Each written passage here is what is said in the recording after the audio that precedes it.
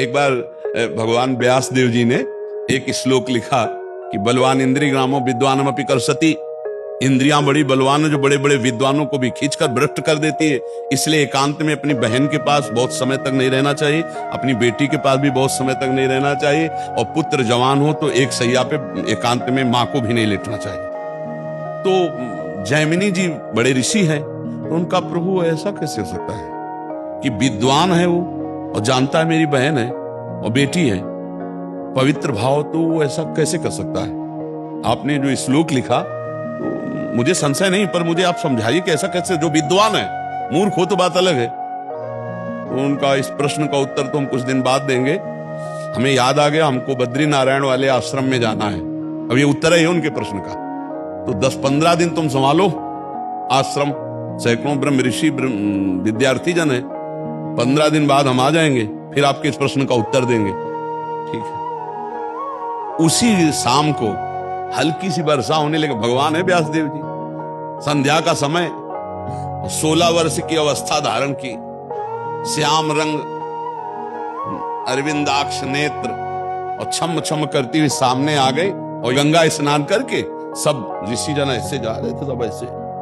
तो जैमिनी जी के पास आई और कहा, भगवान रात्रि का समय आने वाला है, बड़ा भयावह है, मैं अपना घर भूल गई हूं, आज रात्रि अपने आश्रम में आप जगह दे देंगे क्या। उनका नहीं, गुरुदेव बाहर गए हुए हैं और सख्त आदेश है, ब्रह्मचारियों का स्थान है, यहाँ स्त्री प्रवेश निषेध। प्रभु स्त्री की बात नहीं है, मैं आपकी शरण में हूँ, मेरी जान का खतरा है, मैं अकेली हूँ जंगल में, और शरणागत के लिए तुम्हारे गुरुजी ने समझाया कि शरणागत की रक्षा करनी चाहिए। अब गुरुजी हैं, उनको कौन काट सकता है। जैमिनी जी ने कहा, बात तो तुम्हारी सही है कि तुम्हारा स्त्री शरीर है, अभी देखा नहीं, स्त्री शरीर है और गुरु जी है नहीं, और तुम्हारी रक्षा भी कर। अच्छा, ऐसा कर सकते हैं कि हम अपने आश्रम में एक झोपड़ी खपरेला था, उसमें अलग आपको दे देंगे, दरवाजा लगा, आप बंद कर, मैं भी कहूं तो दरवाजा रात्रि में मत खोलना, सुबह निकल जाना। तो उनका, जैसी आपकी आज्ञा, मेरी रक्षा हो जाएगी, चलो दूर चलो, और वो कुटिया है, जाओ दरवाजा अंदर बंद कर लो जाकर, जहां सब ब्रह्मचारी रहते। अब जाके जो संध्या वंदन करके ध्यानस्थ हुए, फिर दिमाग में आया कि हमने पूछा नहीं कि तुम रात्रि में अकेले कैसे फंस गई, आखिरकार हो कौन, कहां से आई हो, तुम्हारा ब्याह हुआ है कि नहीं हुआ है।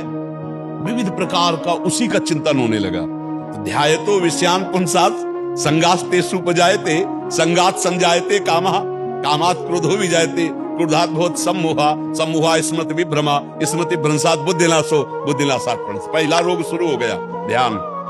जहां प्रभु का ध्यान होना था वहां उस तो चरण देखे थे बड़े ही सुंदर, उनका मुख कितना सुंदर होगा। अब गए, अब इतना सब करते हुए रात्रि तो हो ही गई थी, दरवाजा खटखटाया, तो उनका दरवाजा तो नहीं खुलेगा। बोले मैं जैमिनी जी हूं। बोले नहीं, जैमिनी जी ने मना किया है कि सुबह नहीं खुलेगा दर।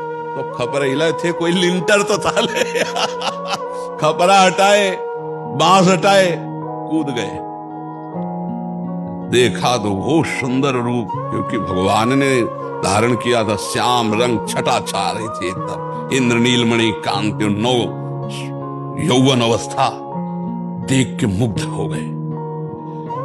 अब सब पूछना भूल गए कि तुम कहां से आई हो, क्या कुछ नहीं पूछा, तुम्हारा ब्याह हुआ है नहीं, तो तुम ब्याह कर सकती हो, हाँ हमसे कर सकती हो।